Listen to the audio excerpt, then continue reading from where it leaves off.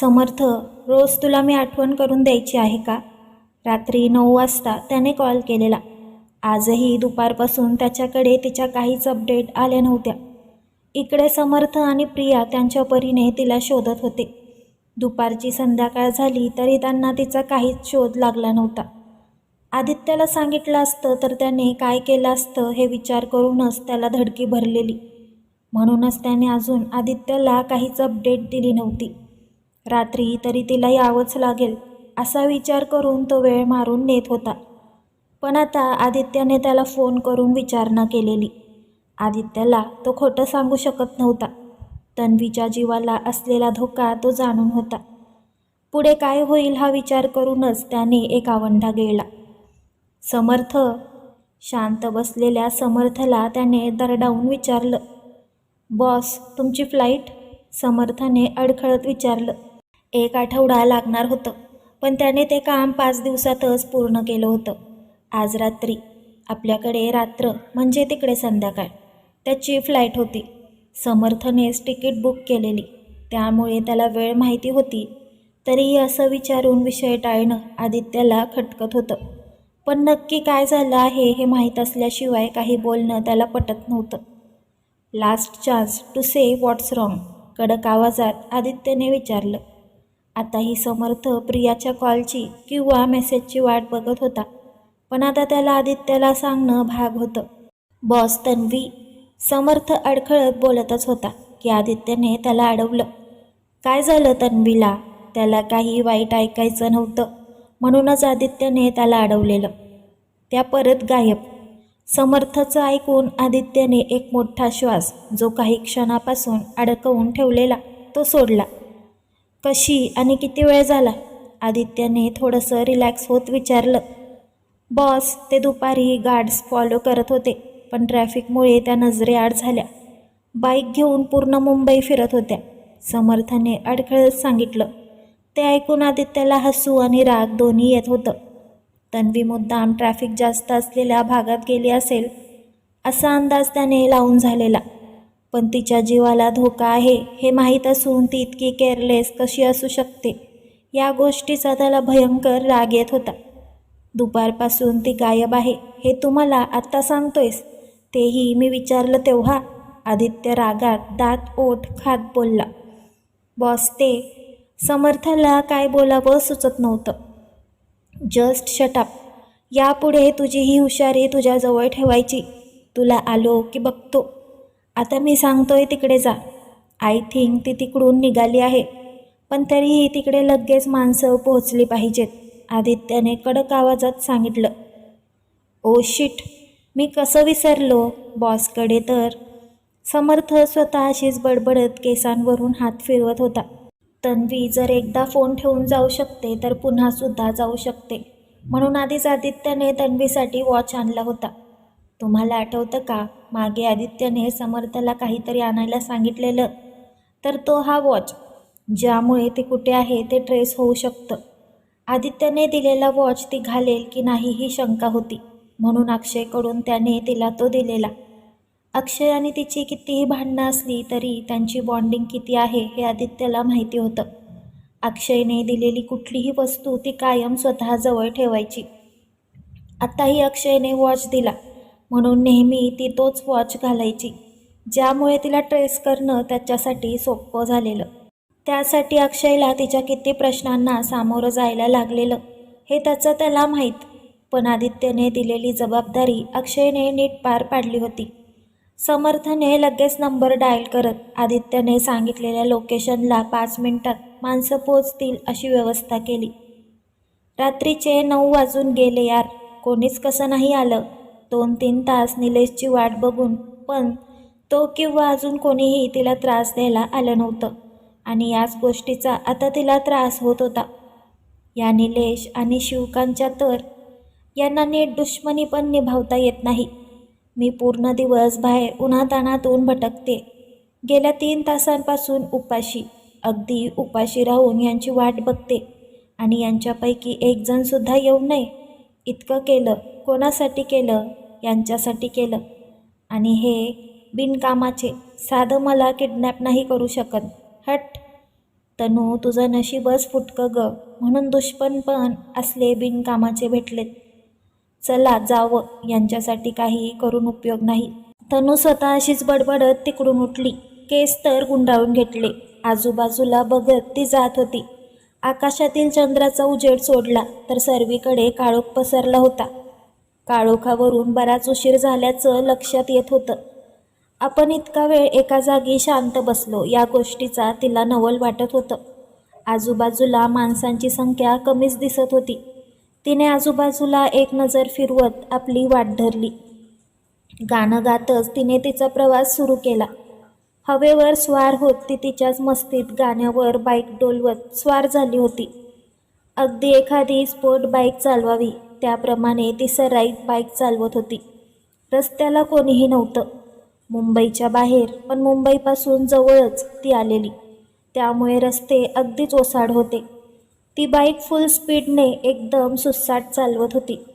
अचानक डोळ्यावर समोरून येणाऱ्या मोठ्या लाईट्सचा उजेड पडला. तसं तिने तिची स्पीड कमी करत बाईक एकदम स्लो केली. समोरून एक ट्रक येत होता, जो फुल स्पीडमध्ये येत असल्याचं तिला जाणवलं. काहीतरी गडबड आहे हे तिला कळायला वेळ लागला नाही. प्रसंगावधान राखून तिने बाईक साईडला घेण्याचा प्रयत्न केला, पण ट्रकचा स्पीड इतका जास्त होता की तिने काही करायच्या आतच तो तिच्या समोर आला होता. तिने कट मारत बाईक बाजूला घेण्याचा प्रयत्न केला, पण त्या ट्रकची बाईकच्या मागच्या बाजूला टक्कर लागलीच. ती टक्करसुद्धा इतकी भारी होती की तन्वीचा बाईकवरचा कंट्रोल सुटून ती तिकडेच रस्त्यावर ट्रकच्या बाजूला पडली. तिचा एक पाय बाईकच्या खाली होता तर एक पाय बाईकच्या वर होता. त्या ट्रकवाल्याने तर तिथे न थांबता ट्रक पुढे नेलेला. बाईकच्या अगदी मागे टक्कर लागली म्हणून तन्वी रस्त्याच्या बाजूला पडली होती. आता ती थोडक्यासाठी वाचली होती. स्ट्रीट लाईट नसल्याने रस्त्यावर पूर्ण काळोख होता. त्यात तिने आधीच बाईक कट मारत बाजूला घेण्याच्या प्रयत्नात रस्त्याच्या कडेला असलेल्या खड्ड्यावर पडली होती. बाईक पूर्णपणे तिच्या उजव्या पायावर पडल्याने आता तिला हलता येत नव्हतं की बाईक उचलायला जमत नव्हती. दिसत नाही का, ओरडत ओरडत ती त्या ट्रकवाल्याला शिव्या घालत होती. अजूनही तिचं लक्ष आजूबाजूला नव्हतंच. ती शिव्या घालतच बाईक उचलण्याचा प्रयत्न करत होती. हाताला सुद्धा थोडं फार लागल्याने आता तिच्यात काहीच त्राण नव्हता. तिने कसाबसा तिच्या पॉकेटला हात लावत फोन काढण्याचा प्रयत्न केला, पण फोन आणलंच नव्हता. तिने मनातच डोक्याला हात लावला. आजूबाजूला मदत मागण्याचा प्रश्नच येत नव्हता. रस्त्यावर एक कुत्रंसुद्धा दिसत नव्हतं, तर माणसं असण्याचा संबंध नव्हताच. तिने कसंबसं सावरत आजूबाजूला पाहिलं. अजूनही बाईक उचलण्याचा प्रयत्न चालूच होता. आता पायातून रक्त येत असल्याचं तिला जाणवत होतं. त्यात सकाळपासून बाहेर फिरत असल्याने दमली होती. कधीही बेशुद्ध पडेल अशी तिची अवस्था होती. एका बाजूने एक सावली तिच्या जवळ येताना दिसली. अथक प्रयत्नाने तिने डोळे नीट उघडून बघितले तर काही अंतर लांब एक ट्रक उभा दिसत होता आणि त्याच दिशेने एक सावली तिच्या जवळ येत होती. अंधार असल्याने तिला नीट दिसत नव्हतं. आकाशात असलेला चंद्रसुद्धा आता ढगाळ झालेला. पुढच्या क्षणी काय होईल हे विचार करूनच कधी नव्हे ते तिला आता भीती वाटत होती. आपली मस्ती आपल्यावर भारी पडली हे तिला कळत होतं, पण आता ती काहीच करू शकत नव्हती.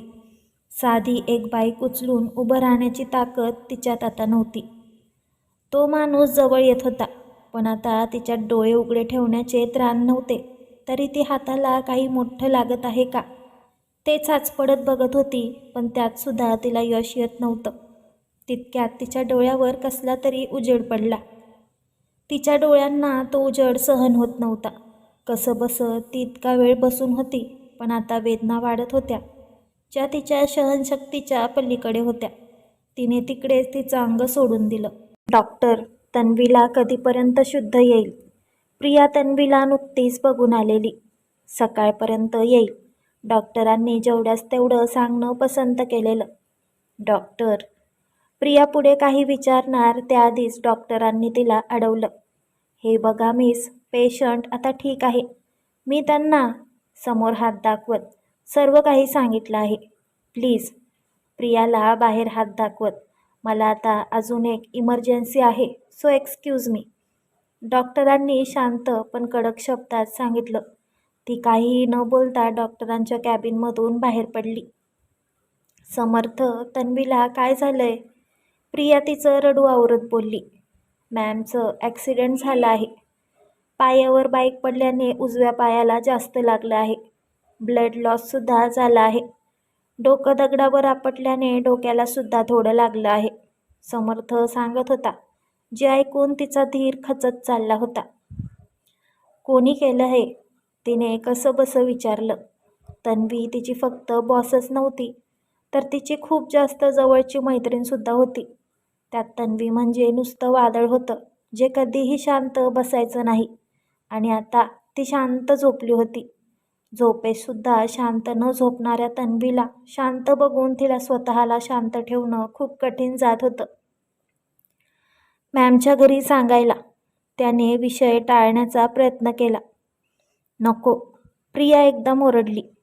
ओके ओके कूल, इतकं काय झालंय? तसंही त्यांना सांगावंच लागेल, समर्थ तिला शांत करत बोलला. त्यांना आता नको सांगूयात, सकाळी सांगू. मी इथे थांबते, प्रियाने डोळे पुसत सांगितलं. ठीक आहे, मी सुद्धा आहेच इथे, जास्त काही आडेवाडे न घेता त्याने सांगितलं. मी कॉफी आणतो, थोडं बरं वाटेल. समर्थ, कोणी केलं हे? प्रियाने परत विचारलं. आता ती बऱ्यापैकी सावरली होती. अजून नाव नाही समजलं. ज्याने हे केलं त्याने कालच सुसाईड केलंय, एक सुस्कारा टाकत समर्थ बोलला आणि तिकडून निघून गेला. कसं झालं? प्रियाचा पुढचा प्रश्न तयारच होता. मी कॉफी घेऊन आलोच, तो उत्तर न देता निघून गेला. ती बाहेर असलेल्या व्हिजिटर चेअरवर मागे डोकं टेकवून डोळे बंद करून बसली. तिला कालचं त्या दोघींनी घातलेला राडा आठवला. तसं तिच्या ओठांच्या कडा रुंदावल्या. कॉफी? समर्थने कॉफी पुढे करत तिला आवाज दिला. आदित्य सर, ते फ्लाईटमध्ये बसले आहेत, पण त्यांना यायला 11 तरी वाजतील, प्रियाचं पूर्ण बोलून होण्याआधीच समर्थने सांगितलं. तिने मान डोलावत कॉफीचा एक सिप घेतला. हिला लागलं आहे ते त्यांना माहिती आहे का? तिने विचारलं. नाही, मॅम गायब झाल्या आहेत हे कळताच ते तिकडून यायला निघाले, समर्थने थोडक्यात सांगितलं. त्याच्या प्रत्येक सांगण्यावर ती मान डोलवत पुढचा प्रश्न विचारत होती. कसं झालं आणि आदित्य सरांना कसं माहीत ती कुठे आहे ते? प्रियाने विचारलं. समर्थने तिला तन्वीच्या हातात असलेल्या स्मार्ट वॉचबद्दल सांगितलं. तसं प्रियाचे डोळे मोठे झाले. अक्षयने दिलेल्या घड्याळाबद्दल तन्वीने तिला सांगितलं होतं, पण त्यामागे आदित्यचं डोकं असेल हे तिला माहीत नव्हतं. तिला लागलं कसं आणि तो जो कोणी होता त्याने सुसाईड कशी केली? प्रियाने विचारलं. फ्लॅशबॅक. तिला चक्कर आली त्यापुढचं. तिच्या डोक्यावर उजेड पडला जो तिला सहन होत नव्हता. डोळ्यासमोर हात आणत ती कशी बशी काय आहे ते बघण्याचा प्रयत्न करत होती. तेव्हाच वेदना सहन न झाल्याने तिला चक्कर आली. तसं तिने तिकडेच अंग सोडलं. पुढच्या काही मिनिटातच तिकडे 2 कार येऊन उभ्या राहिल्या, ज्यातून 3-4 माणसं बाहेर आली. 2 जण तन्वी पडली त्या दिशेला गेले, तर 2 जण ट्रक होता त्या दिशेला गेले. तन्वीजवळ येणारा माणूस त्यांना बघून तिकडेच थांबला. त्या दोघांना स्वतःजवळ येताना बघून त्याने परत ट्रकच्या दिशेने धाव घेतली. पण ते दोघे खूप फास्ट चालत होते. ते दोघे त्याला पकडणारच की त्याआधीच त्या माणसाने स्वतःजवळ असलेल्या चाकूने स्वतःच्याच गळ्यावर वार केला आणि तिकडच्या तिकडे जीव गमावला. Flashback over. त्या माणसाची काहीतरी माहिती मिळाली असेलच ना? प्रियाचा पुढचा प्रश्न, ज्यावर समर्थने नकारार्थी मान डोलावली. जे बघून प्रियाने डोळे मिटले. तिकडे बसल्या बसल्याच दोघांना झोप लागली होती. प्रिया समर्थच्या खांद्यावर डोकं ठेवून झोपली होती, तर प्रियाच्या डोक्यावर डोकं ठेवून समर्थ झोपला होता. हॉस्पिटलमध्ये स्टाफचा आवाज आला तेव्हा दोघांना जाग आली. एकमेकांना असं झोपलेलं बघून आधी तर गोंधळले, पण नंतर सॉरी बोलत दोघांनी सांभाळून नेलं. तन्वीला अजून शुद्ध आली नव्हती. डॉक्टर एकदा चेक करून गेले. अजून काही वेळ लागणार होता तिला शुद्धीवर यायला. तू फ्रेश व्हायला जा, मी आहे इथे, समर्थने सांगितलं. नाही, मी थांबते इथे, तू जा फ्रेश व्हायला, प्रियाने पण सांगितलं. मी तन्वीच्या घरी फोन लावून सांगते, येतील ते सर्व थोड्याच वेळात. तुम्ही फक्त आदित्य सरांच्या घरी सांगा. समर्थ जात नाही बघून तिने सांगितलं. तसं त्याने मान डोलवली. प्रिया, अगं काय झालं? तन्वीच्या घरी तिने कळवलं होतं. आता सर्व कुटुंबच इथं आलं होतं. त्या पाठोपाठ आईसाहेब आणि आबासाहेबसुद्धा आले होते. अहो, इतकं कसं लागलं? कधी लागलं? तन्वीला बघून सर्वच रडायला लागले होते. मावशी ते, प्रियाला तर कसं सांगावं सुचत नव्हतं. अगं पटकन सांग, मॉम काकुळतीने बोलत होत्या. पटकन सांगा, किती लागलं आहे त्यांना? आईसाहेब काळजीने बोलत होत्या. आईसाहेब, मॅम, ऑफिसमधून येताना त्यांचा ॲक्सिडेंट झाला, नुकत्याच आलेल्या समर्थने सांगितलं. बाकीच्यांना टेन्शन येऊ नये याची त्याने काळजी घेतली होती. त्याच्या होला हो देत प्रियाने सुद्धा एक खोटी लहान स्टोरी बनवून ॲक्सिडेंट कसा झाला ते नीट समजावून सांगितलं. अगं रात्री सांगायचं ना, मॅम रागवल्या. आम्ही होतो, तुम्हाला रात्री सांगितलं असतं तर तुम्ही इथे येण्याचा हट्ट केला असता म्हणून, सर्वांकडे बघत प्रियाने सांगितलं. तू बोललीस ना तिला जास्त लागलं नाही, मग अजून शुद्ध का नाही आली? काकीने विचारलं. येईल थोड्या वेळात, समर्थने सांगितलं. प्रिया आणि समर्थ त्यांच्या परीने एकमेकांना सांभाळून घेत सर्वांच्या प्रश्नांना फेस करत होते. तिला असं बेशुद्ध बघून सर्वच तुटून गेले होते. आईसाहेब, मॉम आणि काकेच्या डोळ्यातलं पाणी थांबायचं नाव घेत नव्हतं. अक्षय तर गप्प एका कोपऱ्यात उभा राहून स्वतःला दोष देत होता. काल सकाळी त्यानेच तिला बाईक नेऊन दिलेली. नेहमी बाईक द्यायला तो नाटके करायचा, पण यावेळी जास्त आडेवाडे का घातले नाही हेच त्याला कळत नव्हतं. प्रिया, नक्की काय झालंय? डॅडने प्रियाला बाजूला घेऊन थोडं कडक शब्दात विचारलं. त्यांच्यासोबत काका आणि आबासाहेब सुद्धा आले होते. प्रिया खाली मान घालून उभी होती. प्रिया, मी तुला काहीतरी विचारतोय. पायाला लागलं आहे म्हणजे कारचा ॲक्सिडेंट नक्कीच नाही. मला खरं खरं उत्तर हवं आहे. ती काहीच बोलत नाही बघून ते परत ओरडले. काका, ती एकटीच बाहेर बाईक घेऊन गेलेली तेव्हा तिच्या मागे गार्ड्स असताना असं कसं काय तिच्या बाईकचा इतका ॲक्सिडेंट होऊ शकतो? ती खूप चांगली बाईक रायडर आहे. मला नीट सांग. डॅडना आता राग येत होता आणि काळजीसुद्धा वाटत होती. काका त्यांना आधार द्यायचं काम करत होते. प्रियाने सर्व खरं खरं त्यांना सांगितलं. ही मुलगी म्हणजे ना कहर आहे. अजिबात कसली चिंता नाही. उठली की दुसरं तंगडं मी मोडून ठेवतो. उनाडक्या करायला पाहिजे असतात नुसत्या. डॅड तिकडे रागात बडबडत होते. सर, मॅम आता ठीक आहेत. समर्थ कसं बसं बोलला. प्रिया तर काही बोलत नव्हतीच. तन्वीला शुद्ध आली तसं सर्व तिला भेटायला गेले. ICUमध्ये नव्हती ती, जास्त ब्लड गेल्याने आणि पायाला लागल्याने बेशुद्ध झालेली, इतकंच. कसं वाटतंय आता? मॉमने बाजूला बसत विचारलं. तिने थोडंसं हसत मान डोलावली. थकवा अजून चेहऱ्यावर जाणवत होता, पण तिची नजर काहीतरी शोधत भिरभिरत होती, पण तिला जे हवं ते दिसत नव्हतं. प्लीज एक एक करून भेटा. पेशंटला आत्ता शुद्ध आली आहे, त्यांना आराम करून द्या. नर्स मध्ये येत बोलली. सर्वच आत आल्याने गोंधळ चालू होता. तन्वीला प्रायव्हेट रूममध्ये ठेवलं असलं तरी त्या सर्वांचा आवाज रूमच्या बाहेर जात होता. त्यामुळे नर्स त्यांना ओरडायला आलेली. नर्सने एकदा तन्वीला चेक केलं. मॅम प्लीज हात जास्त हलवू नका, तुम्हालाच त्रास होईल, नर्सने शांतपणे सांगितलं. अजूनही तिला सलाईन चालूच होती. त्यात एका पायाला प्लास्टर केल्याने तो पाय हलवता येत नव्हता. हाताला आणि डोक्याला सुद्धा पट्टी बांधलेली. नक्की काय काय दुखतंय हे तिला कळत नव्हतं. माझ्या डोक्याला कधी लागलं?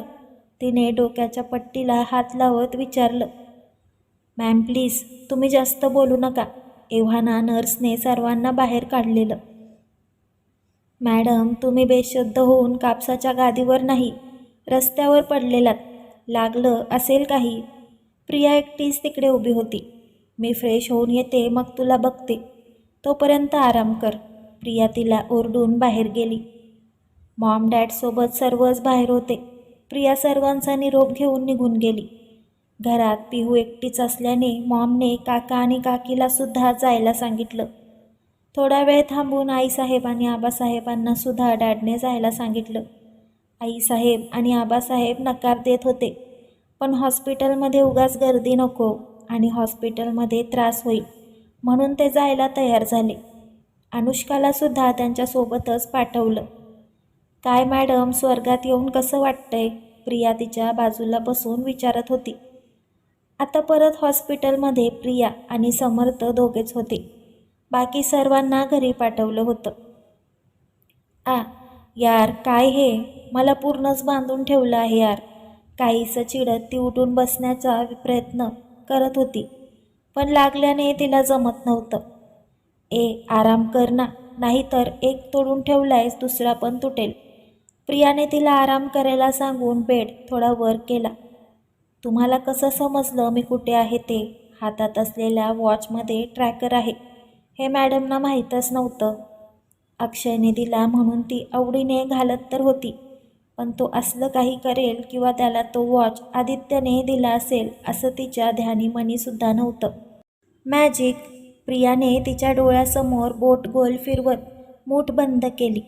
प्रियाच्या बोलण्यावर तन्वीने तिला विचित्र तोंड करत बघितलं. ती पुढे काही बोलणार तेवढ्यात तिच्या रूमचा दरवाजा उघडला गेला. कोण आहे हे बघण्यासाठी तिने समोर बघितलं तर आदित्य आणि त्याच्या पाठोपाठ समर्थ आत आला होता. त्या दोघांना बघून तन्वीने लगेच तोंड फिरवून घेतलं. आदित्यने तिच्या डोक्यापासून ते पायापर्यंत पूर्ण नजर फिरवून किती लागलं आहे ते बघितलं. डॉक्टरांनी काय सांगितलं आहे हे समर्थने आधीच त्याला सांगितलं होतं. प्रिया, मला आता कोणालाच भेटायचं नाही. मी आता WWE स्मॅकडाऊनचं रिपीट लागणार आहे ते बघणार आहे. सो मला अजिबात डिस्टर्ब नको. ती फोन घ्यायला हात पुढे करत होती, पण हात दुखला तसं लगेच तिने तो मागे घेतला. WWE लाईव्ह खेळून आली तरी रिपीट बघायचं आहे. गप्प बसेल तो आदित्य कसला. प्रिया, मला माझा फोन दे. मला कोणाशीही बोलायचं नाही. आदित्यला इग्नोर करून तन्वी बोलली. प्रिया, तन्वीने रागात प्रियाला बघितलं, पण त्याच वेळेत आदित्यने प्रियाला काहीतरी इशारा केला. तसं प्रिया आणि समर्थ दोघेही बाहेर गेले. तन्वी, किती हट्टीपणा, मुद्दाम केलास ना? आदित्य तिला ओरडत होता, पण ती त्याच्या उलट दिशेला मान फिरवून बसली होती. प्रियाने फोन दिला नव्हता आणि तिला एकटीला तो घ्यायला जमत नव्हता, त्यामुळे ती गप्प बसली होती. तन्वी, त्याने दात ओठ खात तिला आवाज दिला, पण ती बघत नव्हती. तो तिच्या जवळ बेडवर बसला.